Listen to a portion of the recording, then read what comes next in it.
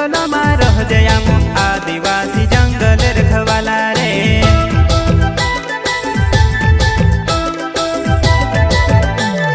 जल जंगल जमीन काज पूजे रे आदिवासी दुनिया ने रखवाला रे। बाप देव खतरी काज पूजे रे आदिवासी सबसे निराला रे।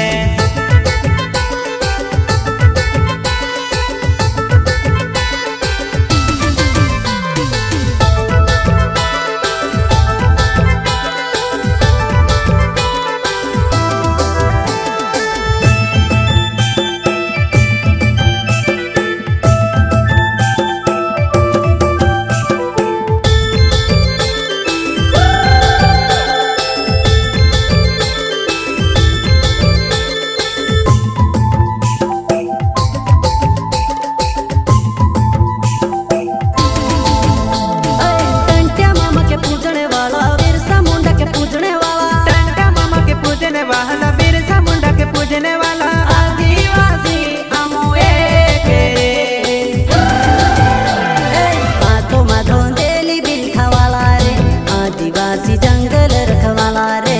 आदिकाल से जंगल में रह जयाम आदिवासी जंगल रखवाला रे।